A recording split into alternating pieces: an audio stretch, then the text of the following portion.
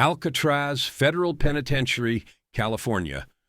In October 1959, Ellsworth Bumpy Johnson was in his 7th year of a 15-year sentence at Alcatraz Federal Penitentiary, the maximum security prison on an island in San Francisco Bay that housed America's most dangerous criminals.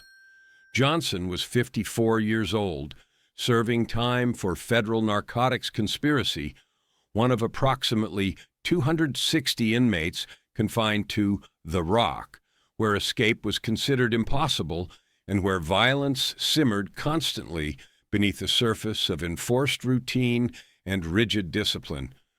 Johnson had arrived at Alcatraz in June 1953, and by October 1959, he'd established himself as someone to be respected, a former Harlem crime boss who'd controlled millions of dollars in illegal gambling operations, who'd survived decades of gang wars, who carried himself with quiet dignity that commanded respect from other inmates regardless of their race or criminal background. Among black prisoners especially, Johnson was legendary, a man who'd built an empire in Harlem, who'd stood up to Italian mob families, who represented black power and black success in a world dominated by white criminal organizations. But not everyone at Alcatraz respected Bumpy Johnson, and one man in particular, a massive white prisoner named Eric Pollson, would learn in the most violent and permanent way possible that disrespecting Johnson carried consequences that no amount of size or strength or murderous reputation could protect against. According to 17 former Alcatraz inmates who were present during October 1959 and who spoke with Prison Chronicles between 1965 and 1970, what happened in the prison cafeteria on October 23, 1959, became the most legendary act of violence in Alcatraz history. Not because of its brutality — Alcatraz had seen far more brutal attacks — but because of how swiftly it happened, how strategically it was executed, and how completely it ended racist harassment that had been escalating for an entire week. Eric Pollson, 38 years old in October 1959, was exactly the kind of prisoner that Alcatraz was designed to contain: violent, sadistic, racist, and utterly unrepentant about any of it. Pollson stood 6 feet 4 inches tall, weighed approximately 275 pounds of muscle, built through years of prison weightlifting, and had been convicted of 3 separate murders, all of black men, committed during armed robberies in Texas between 1954 and 1956. According to court records and prison files, Pollson had specifically targeted black victims because, in his own words during his trial, killing, racial slur, isn't really murder, it's pest control. He'd shown no remorse during sentencing, had laughed when the judge called him a racist monster, and had promised he'd kill more black people if he ever got out of prison. Alcatraz received Pollson in 1957 after he'd assaulted multiple black prisoners at other federal facilities, making him too dangerous to house in regular prisons. At Alcatraz, Pollson continued his pattern of racist violence and intimidation, but in a more calculated way that avoided the kind of obvious attacks that would land him in solitary confinement indefinitely. Pollson was smart about how he terrorized people, says Marcus Williams, a black inmate who served at Alcatraz from 1958 to 1964 and who witnessed the incident involving Johnson. Williams spoke with Prison Chronicles in 1968. He didn't just attack people openly where guards would see. He'd do little things that humiliated and intimidated, but that weren't technically violent enough to get him thrown in the hole. He'd take food off black prisoners' trays during meals. He'd bump into black prisoners in the shower or in the yard, making it look accidental, but doing it hard enough to hurt. He'd whisper racial slurs when guards weren't close enough to hear. He'd make it clear that he considered black prisoners to be beneath him, that he thought Alcatraz was too good for racial slur, that we should all be working in fields or cleaning toilets rather than housed with white criminals who'd committed real crimes. By October 1959, Pollson had been at Alcatraz for 2 years and had established himself as someone who intimidated most prisoners, not just black inmates, but even white inmates who didn't want to risk confrontation with someone that large and that violent. Guards tolerated Pollson's behavior to a degree because he was smart enough not to cross the line into attacks that would require serious punishment, and because some guards, though this was never officially acknowledged, shared Pollson's racist views and quietly approved of how he kept racial slur in their place. Pollson thought he was untouchable, Williams recalls. He'd killed 3 black men on the outside and felt no guilt about it. He was bigger and stronger than almost anyone at Alcatraz, and he'd been getting away with his intimidation tactics for 2 years without serious consequences. So, when Bumpy Johnson arrived in 1953 and established respect among other prisoners, Pollson saw that as a challenge. He saw this older black man. Bumpy was 54 in October 1959, while Pollson was only 38, getting respect from both black and white prisoners, and Pollson couldn't stand it. He couldn't stand seeing a racial slur being treated like he mattered. So Pollson decided he was going to humiliate Bumpy, break him down, show everyone that no racial slur was above being put in his place by a superior white man. The escalating confrontation between Eric Pollson and Bumpy Johnson began on Friday, October 16, 1959, during the lunch meal period in Alcatraz's main cafeteria. According to witnesses, Johnson was sitting at a table with 3 other black inmates, eating quietly, when Pollson walked past carrying his own tray. Without breaking stride, Pollson reached down and took Johnson's dessert, a small piece of apple pie that was part of the standard meal, and continued walking to his own table, where he sat down and ate the pie while staring at Johnson with obvious contempt. According to witnesses, Johnson looked at where his dessert had been, looked at Pollson eating it, and then returned to eating his own meal without any visible reaction. Everyone at Bumpy's table was ready to fight, Williams recalls. We were ready to stand up and confront Pollson for disrespecting Bumpy like that.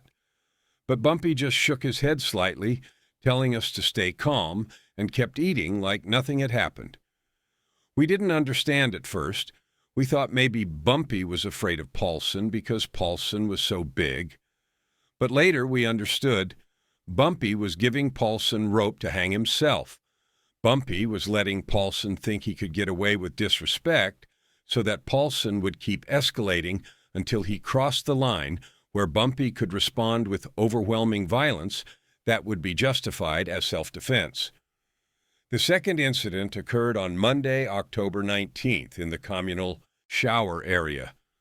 Johnson was showering when Pollson entered, walked directly toward Johnson despite plenty of other shower stations being available, and shoved Johnson hard enough that Johnson slipped on the wet floor and had to catch himself against the wall to avoid falling.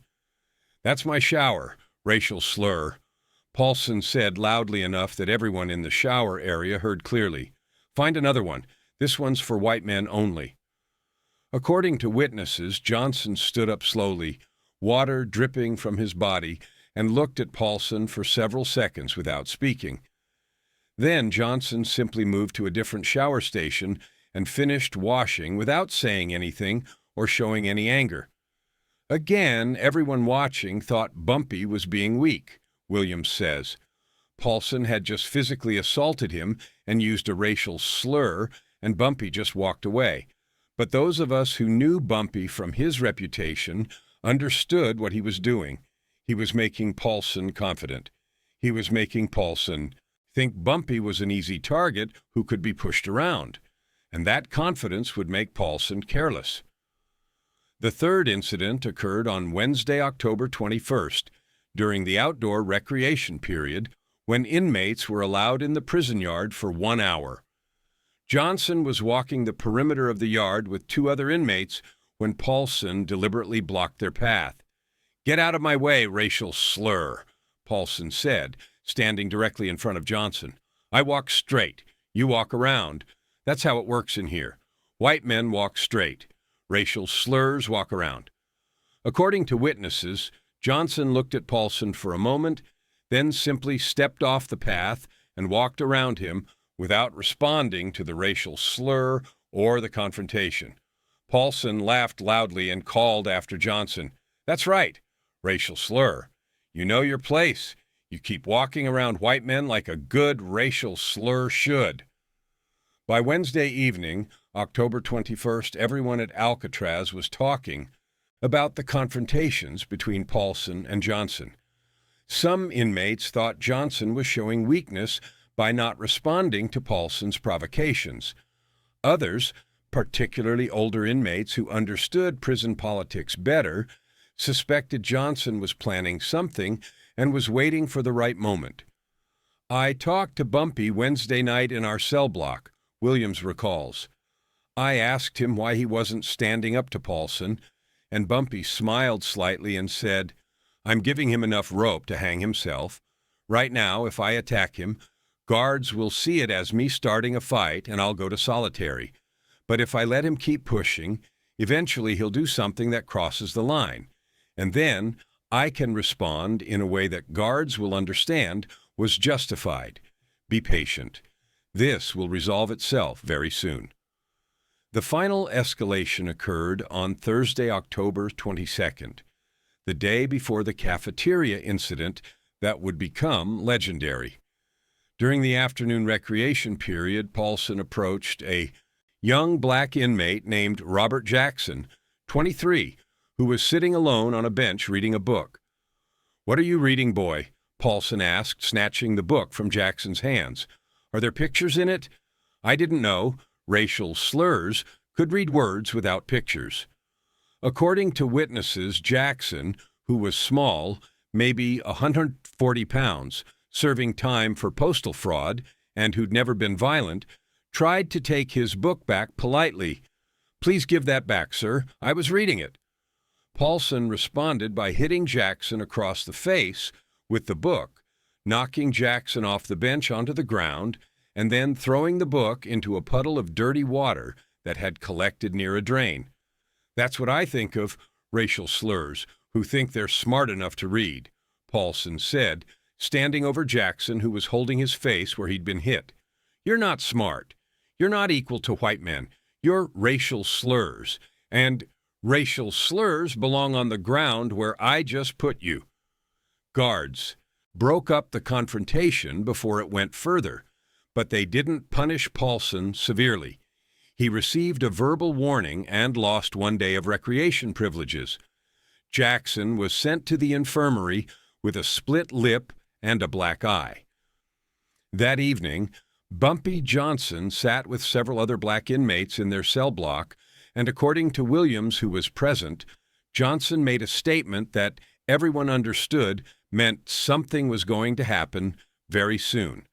Tomorrow at lunch, Pollson is going to learn a lesson he'll remember for the rest of his life. "I've been patient. I've let him think he can disrespect me without consequences. I've let him think that being big and violent makes him untouchable. But tomorrow, he's going to understand that size doesn't matter when someone has the intelligence and the willingness to use violence more strategically than he does. Tomorrow, Alcatraz is going to see what happens when a racist bully picks the wrong target." The main cafeteria at Alcatraz, Federal Penitentiary, seated approximately 250 inmates at long tables arranged in rows, with guards stationed at strategic positions around the perimeter watching for any signs of trouble. Meals were regimented.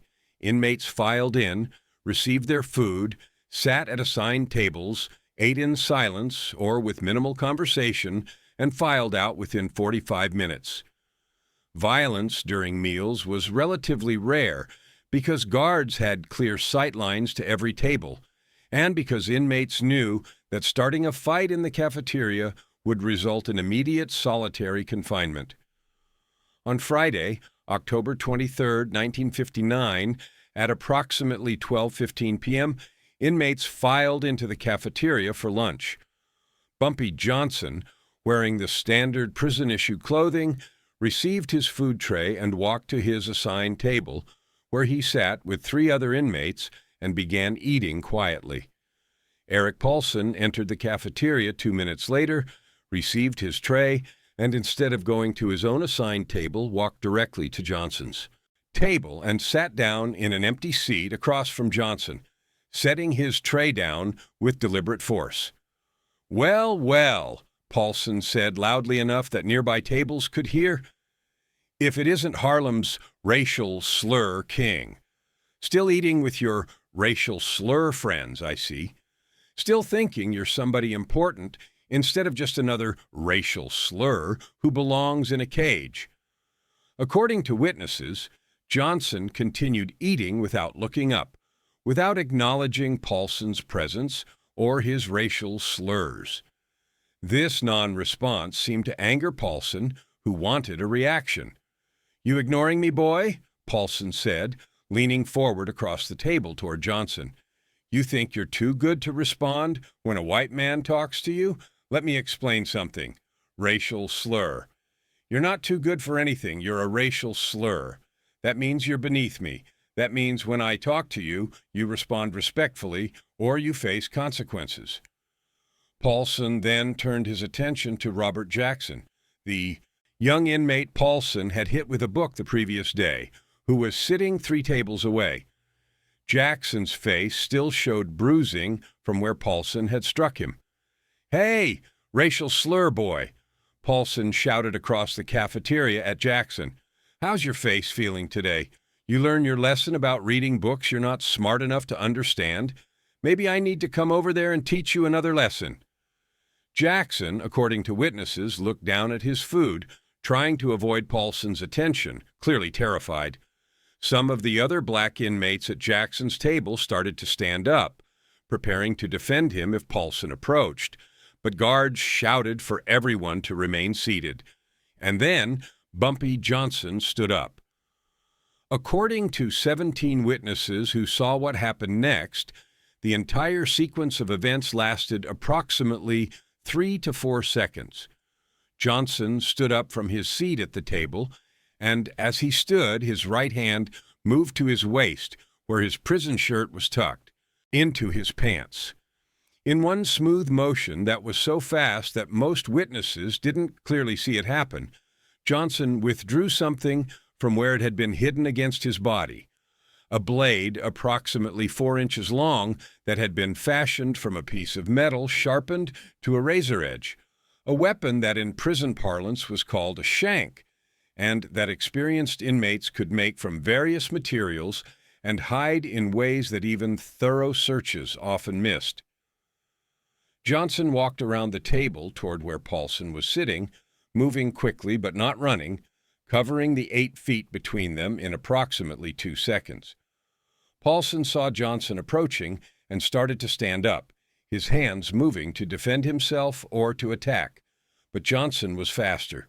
Johnson's right arm moved in a horizontal slash across Pollson's face from left to right, a motion that took less than 1 second, and the shank's blade cut a deep gash across Pollson's face from his left cheekbone to his right jaw, opening a wound approximately 7 inches long that immediately began pouring blood.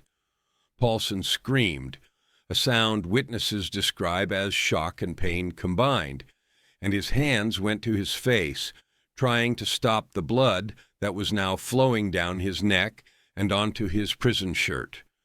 But Johnson wasn't finished. Before guards could react, before Pollson could defend himself, before anyone could intervene, Johnson's arm moved again, this time in an upward diagonal slash from lower right to upper left, and the blade cut another deep gash across Pollson's face, this one crossing the first wound at an angle and catching Pollson's right eye, slicing through the eyelid and into the eye itself. Pollson collapsed backwards, falling over the bench he'd been sitting on, landing on the cafeteria floor in a spreading pool of his own blood, screaming continuously now, his hands covering his ruined eye, blood streaming through his fingers. The entire cafeteria erupted in chaos. Guards rushed toward the scene, blowing whistles, shouting orders for everyone to get down on the floor. Inmates scattered or dove under tables. Within 15 seconds, 5 guards had surrounded Johnson with weapons drawn, while 2 other guards went to Pollson, who was writhing on the floor, blood pooling around him from the 2 facial wounds. Johnson dropped the blade on the floor, held his hands up to show he was no longer armed, and allowed guards to force him to the ground and handcuff him without resistance. But before guards could drag Johnson away, before they could get Pollson medical attention, Johnson said one sentence that every witness heard clearly, and that would be repeated in prisons across America for the next 50 years. Touch that young brother again, call him one more racial slur, and next time you won't visit a doctor, you'll visit God. Eric Pollson survived the attack, but was permanently disfigured and partially blinded. The first slash across his face required 127 stitches and left a scar that ran from his left cheekbone to his right jaw, a mark that he would carry for the rest of his life. The second slash destroyed his right eye completely, requiring emergency surgery to remove what remained of the eyeball and leaving Pollson blind on his right side permanently. Pollson was transferred to the prison hospital, where he remained for 2 weeks, recovering from his injuries. According to medical staff who treated him, Pollson was a changed man after the attack, quiet, withdrawn, no longer aggressive or threatening. The physical damage was severe, but the psychological damage was perhaps worse. Pollson had believed himself to be untouchable because of his size and his violent reputation, and Johnson had destroyed that belief in 3 seconds. Pollson never threatened another black prisoner after that attack, says Williams. He'd learned what every bully eventually learns if they live long enough. Size and strength don't matter when someone has a weapon, and the willingness to use it without hesitation. Bumpy had shown Pollson, had shown everyone at Alcatraz, that being 275 pounds of muscle meant nothing against someone who understood violence at a deeper level, who could strike faster than you could defend, who could permanently damage you before you even realized you were in danger. Bumpy Johnson was immediately placed in solitary confinement pending investigation. The investigation lasted 2 weeks and included interviews with dozens of witnesses. What investigators discovered was exactly what Johnson had calculated. Multiple witnesses testified that Pollson had been harassing and threatening black prisoners for weeks, including taking Johnson's food, shoving Johnson in the showers, blocking Johnson's path in the yard, and using racial slurs constantly. Witnesses testified that Pollson had physically assaulted Robert Jackson the day before the cafeteria incident, hitting him with a book and knocking him to the ground while calling him racial slurs. Witnesses testified that on the day of the attack, Pollson had sat at Johnson's table uninvited, had used racial slurs toward Johnson repeatedly, and had then threatened Jackson across the cafeteria. Johnson's own statement to investigators was simple and consistent. I defended myself and another inmate from a racist prisoner who'd been threatening us for a week. I used the minimum force necessary to ensure he would stop threatening us. I had warned him. I told him after the attack that if he continued his behavior, consequences would be worse next time. I don't regret defending myself. I don't regret defending Robert Jackson. I regret that violence was necessary, but it was necessary because guards weren't protecting us from Pollson's harassment. After 2 weeks in solitary confinement, prison officials made a decision that surprised many people. Johnson would receive additional time in solitary, 30 days total, for possession of a weapon and for assault, but he would not face additional years added to his sentence because investigators concluded that Johnson had been provoked by Pollson's sustained harassment and that the attack, while excessive in its violence, was understandable given the circumstances. The prison administration didn't want to admit it publicly, Williams explains, but they knew Pollson had been terrorizing black inmates for years and that guards had done nothing to stop it. They knew Pollson had assaulted Jackson the day before. They knew Pollson was sitting at Bumpy's table using racial slurs and threatening another inmate when Bumpy attacked him. So punishing Bumpy too severely would mean admitting that the prison administration had failed to protect inmates from a known racist bully. Instead, they gave Bumpy 30 days in the hole, enough punishment to satisfy rules against weapons and violence, and then they quietly transferred Pollson to another facility when he recovered, effectively admitting that Pollson was the problem, not Bumpy. What happened in Alcatraz's cafeteria on October 23, 1959, became legendary not just at Alcatraz, but in federal prisons across America. Inmates transferred from Alcatraz to other facilities carried the story with them. Guards talked about it. Prison officials wrote about it in reports. And the story grew with each retelling until it became a legend that defined Bumpy Johnson's reputation for the rest of his time in prison and for the rest of his life. The legend emphasized several key elements. The strategic patience.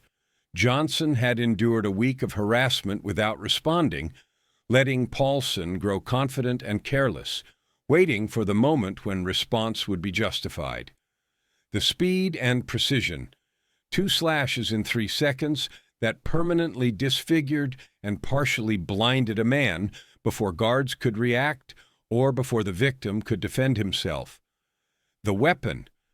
No one knew where Johnson had hidden the blade or how he'd smuggled it into the cafeteria. That mystery added to the legend, suggesting Johnson had capabilities and resources that other inmates couldn't match. The message, touch that young brother again, and next time you'll visit God. The statement became famous in prison culture as the perfect threat, specific, clear, and absolutely believable coming from someone who just demonstrated the willingness and ability to inflict devastating violence. The age factor. Johnson was 54 years old when he attacked Pollson, while Pollson was 38 and significantly larger physically. The fact that an older, smaller man had destroyed a younger, larger man so quickly and efficiently became part of the legend, proving that intelligence and experience were more valuable than size and strength. The legend of what Bumpy did to Pollson spread through every federal prison in America within a year, says Williams. Inmates in Atlanta and Leavenworth and Marion were talking about it. Black inmates especially saw it as justice. One, of their own, standing up to a racist bully and permanently ending that bullying in a way that guards never could or would. The story became inspiration. If you're being harassed by racists, if you're being threatened by people who think they're untouchable, remember what Bumpy Johnson did at Alcatraz. Be patient, be strategic, and when the moment is right, respond with overwhelming violence that ends the threat permanently. When Johnson was released from solitary confinement, after 30 days, he returned to general population and found that his reputation had changed completely. According to Williams and other inmates, white racist prisoners who'd previously felt comfortable using racial slurs around black inmates now kept their mouths shut when Johnson was present, understanding that crossing him could result in permanent disfigurement. Young black inmates treated Johnson with reverence, seeing him as someone who defended one of them against a racist bully when no one else would. Even guards showed more respect, understanding that Johnson wasn't just another inmate, but someone who could and would use strategic violence when necessary to protect himself and others. After the Pollson incident, nobody messed with Bumpy Johnson at Alcatraz, Williams says. Nobody took his food. Nobody pushed him in the showers. Nobody used racial slurs around him. The word had spread.